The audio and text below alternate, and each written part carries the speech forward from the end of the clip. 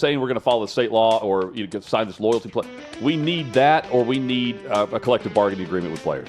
Make them employees or sign the damn pledge, please. I think any school that signs into that is taking a lot of risk that you're saying no matter what happens, they can rule on anything and say you are banned from football for 5 years for these violations. You can't go to a bowl game for 3 years. Or the Southeastern Conference actually kick out the Tennessee Volunteers, the Vanderbilt Commodores, for following their own state law? Hutton, the answer is yes. We could possibly see that. I do think that's a real thing, because what the SEC wants in this college sports coalition, a governing body of the top 4 conferences together in football, is they want protection from litigation. So in order to get that protection, they want a loyalty pledge where you sign in and you say, no matter, here are the rules or whatever rules we enact, you follow those rules. And if you break those rules, we will give you a penalty, and you cannot sue us over that penalty. You can't cite your own state laws. You can't cite federal laws, anything else.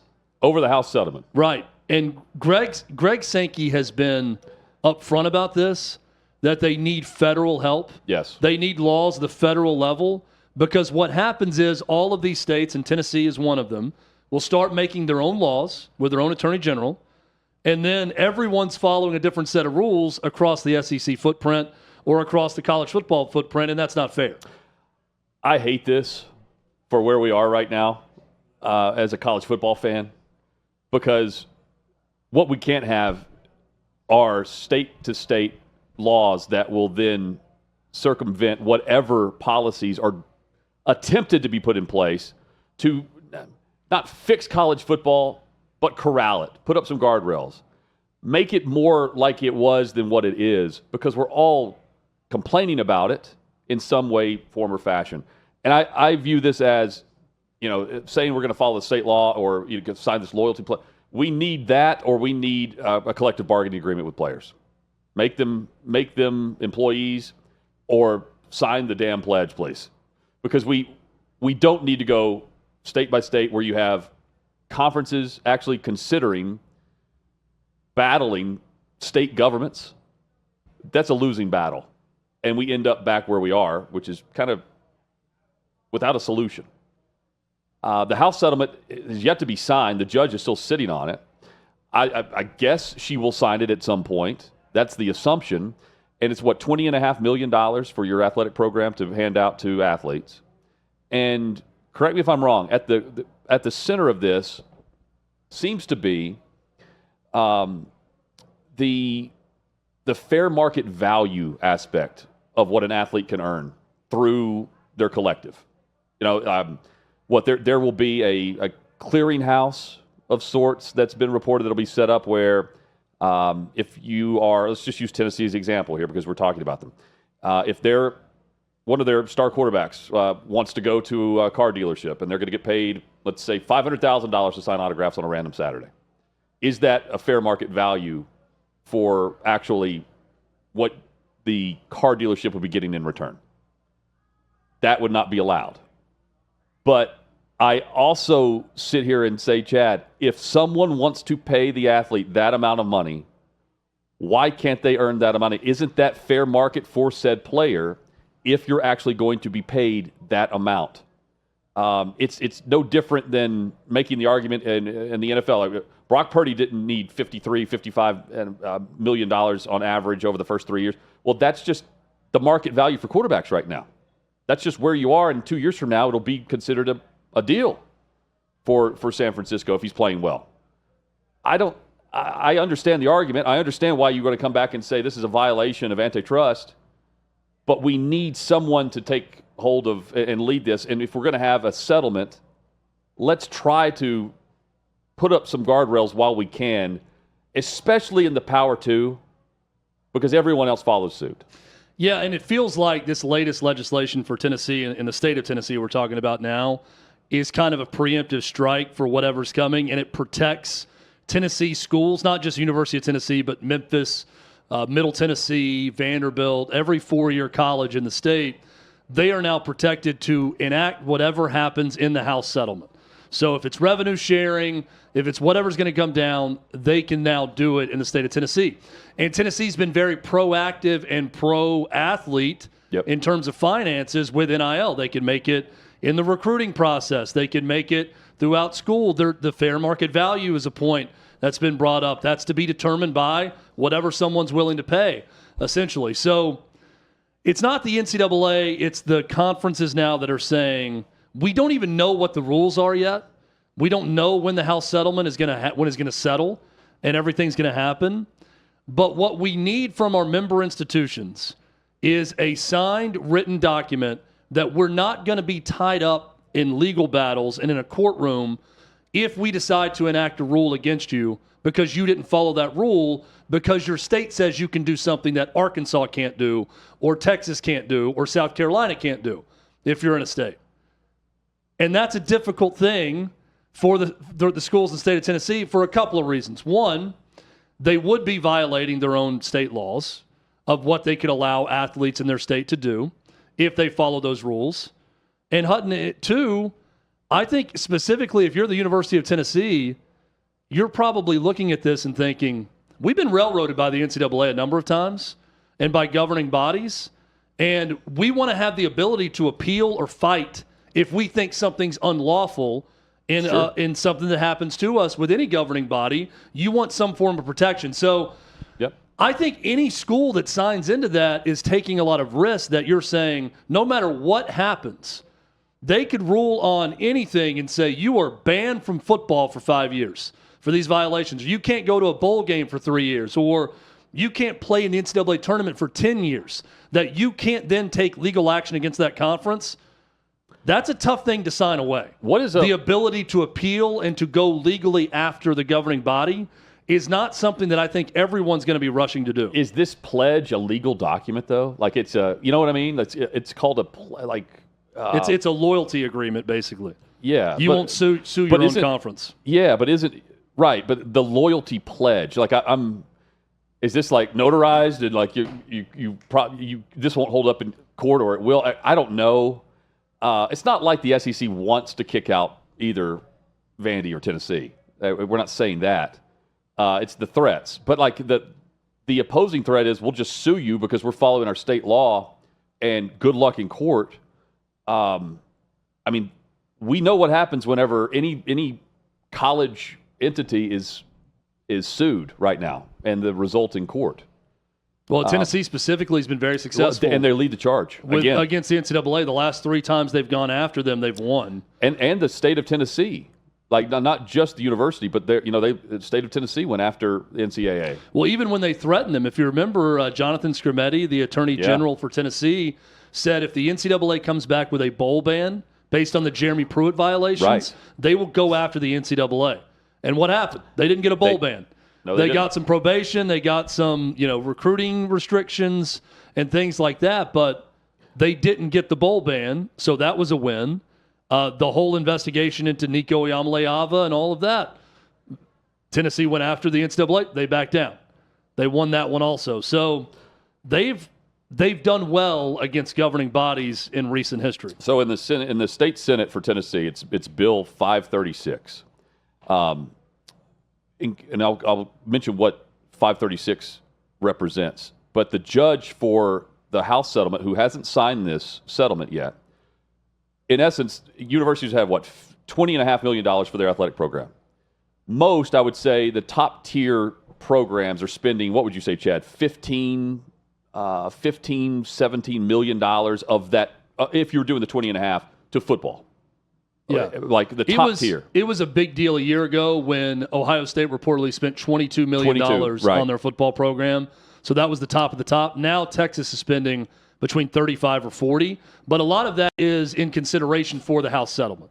So that money with the revenue sharing that's coming in, they're going ahead and allocating that to their football roster. So right now they're spending whatever they want. Yeah. And Senate Bill 536 in the state of Tennessee, it protects universities from antitrust lawsuits.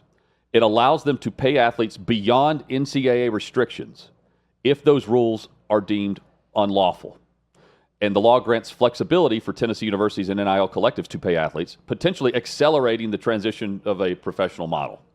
That from Ross Dellinger. So in in essence, the state is just going to come back and say, and Tennessee will, the university or any university in the state of Tennessee could do this. No, we're not going to follow this model because we are allowed, based on state law, to pay whatever we want. That is fair market value. Whatever we want, whatever the collective is able to acquire, whoever the client is, or the sponsor, the donor, if they want to pay a player whatever, they're allowed to. We're not under the pledge. We're pledged to state law. Chad, this is awful for college football when I read this, because this gets us nowhere unless you have a collective bargaining agreement, which the players need to band together, and I don't know how you do that. I don't know where that starts. Representing all players in college football, I don't know how you get that going and who leads that charge. It's either that or you just adhere to a pledge through a conference where at the top tier of college football, they lead the way. They would be one of the teams in the conference that would be following the same thing every team, every program, athletic program would be following. And we need some uniformity here. Otherwise, we end up, state by state, they're just going to change their state law. They'll have another bill like 536. And why would I sign a loyalty pledge to stay in the Big 12 or the ACC if I really want to get to the Big 10 or the SEC? We're talking about the Power 4 here, but it's really a Power 2. So I think it's a different decision for every school. Right. Now, for Tennessee's purposes, this talk of, would they go independent? Would they – look, it's a drop down to the ACC or the Big 12, okay? It's not the same as the Big 10 or the SEC. No. And Tennessee going independent is a death sentence. No way. Notre Dame can go independent because they've got a national TV contract they've had for years, and they've got national appeal. Tennessee has got a very good brand and a very strong brand. They got fans across the nation, but they're not signing a national television deal. They're not going to be able to spend the money that they have if they're not a member of a conference like the SEC. They're not going to drop down to the ACC and take less money and let North Carolina move on up and sign that loyalty pledge. They'd happily join the SEC. Yes. Florida State would happily join the SEC if they could. So you got to be pretty delicate here if you're Danny White in Tennessee about how you proceed and how you talk about this. It's a difficult decision, but I don't think going independent factors at all into any of this for Tennessee. But Tennessee will end up making more on their TV deal. It's not like they're going to call their bluff and say, all right, we're going to spend as much as we want, even though our money may dry up eventually because boosters aren't going to be donating any more money, and we're going to drop down and play in the Big 12. I mean, no. That doesn't happen. Well, you mentioned Notre Dame. That big rivalry with TCU is going to be huge coming up. Tennessee will end up making more in 3 years from now on the TV contract than what Notre Dame's making on their national TV deal. Exactly. In the SEC. And that's why you don't leave the SEC if you're in the SEC. That's why you sign the pledge. You sign the pledge, but in doing so... I just hate that it's called a pledge. Yeah, then you're also saying, hey, guys, I know what's allowed here, and I know that this company's going to pay you this much money in NIL or whatever, but because we have a salary cap and we have a loyalty pledge, you can't make a dime over this. Going back to what Greg Sankey said, that's why we need federal legislation as to what's allowed. That's why we might need, as Walker Jones told us, a guild of some sort of players so they have a seat at the table to collectively bargain, even if it's not a union. They have to have a voice. If it's not a direct employee scenario for a union, you could have college athletes as third-party contractors of the university that make money from the revenue they generate. Yep. They can make NIL money, and they have a guild where they can collectively bargain. They could strike if they needed to. They could do all of those different things. And then you could agree upon a set of rules that works for every school. And, hey, it's not just Tennessee that has this law that whether you can go and spend and you avoid antitrust violations if what you're following is unlawful. Like, this is just the first. It's Tennessee leading the way again.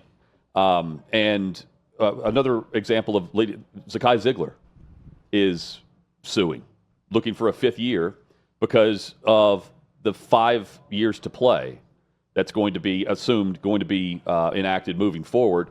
And he's saying, hey, fifth year to play, he says if he would have followed the 5-year rule and used a red shirt, he'd be eligible to come back for a year, and he'd be making $2 to $4 million this year at Tennessee. Instead, he's ineligible. He's not able to play, at least right now. But Tennessee has the roster spot available, correct? Yeah, they have one roster spot available. I mean, look, this sucks timing-wise for Zakai Ziegler, but he signed into an NCAA and a college sports system that you get 4 years if you play all 4 years. Right. He got hurt in his junior year at the end of the year, so he wasn't eligible for a medical red shirt. He did not go to junior college like Diego Pavia, which some are bringing up that example. It's not the same. So I don't know what the argument is other than we can read the tea leaves. Yeah. And we can see that they're about to get a 5th year of eligibility for everybody. That's what it is. So do not stop me from making $2 to $4 million to play college basketball again. I understand that. I think he's born a little bit too early. You know what I mean? Like it sucks for him. Like it's just. But does that hold up? Think about all those players that didn't make the money that they're making now in pro sports. I know. Think about all those WNBA players that retired before Caitlin Clark entered the league. Great example. And they're going to make a lot more money now because of Caitlin Clark. I mean, it just sucks. But I don't understand the legal argument that he has other than, hey, guys, this sucks. Change the rules for me, even though you haven't changed them yet. But the WNBA, like you retired, it's not because you're no longer allowed to play. Like you're just not there, skill level wise, right? Like so I have no idea how this holds up in court. Yeah, but you know what I mean? Like in today's landscape, right? Like who knows where this is going to lead for Zakai? I think he's behind the 8 ball just based on the examples we're giving. And Chad, you laid out several of them. I view this as yes, you're part of the era that is just now phased out. I also say, well, if you make the right argument in court, who knows how the judge is going to see that or get the injunction or if we're going to see the House settlement anyway. Well, and where does it end?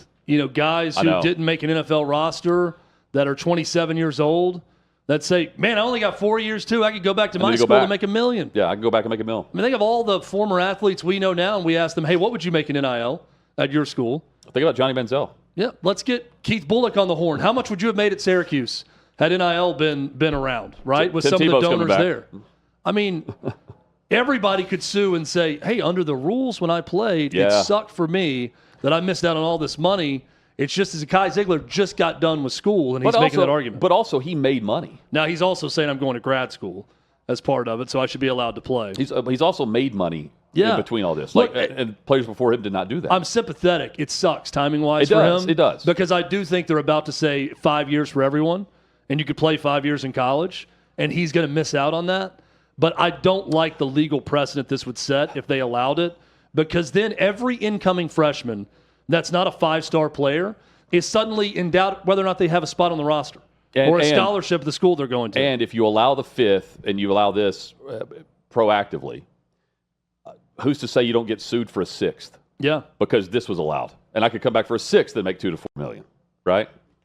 That's just where we are. It sucks. A pledge, I don't like that. It's like it's like being in 3rd grade and signing your DARE pledge, that you're not, or you're signing a pledge to be abstinent. Yeah, the abstinence pledge. Yeah. Thank you. I was thinking of what do they call that? Oh, abstinence. I mean, did anyone follow that pledge? And I'm like, so it's I don't know how that holds up other than just. We follow the words of the power to. Before we start our stretching and our practice today, gentlemen, I want everybody to stand and pledge of allegiance to the College Sports Coalition. I pledge of allegiance to the College Sports Coalition. I will not pursue litigation against you at any time for any reason. Amen. One conference. Okay, all right, guys, let's get it stretched out. Let's get it going here. Clay Travis weighs in. He joins us next year on Hot Mic.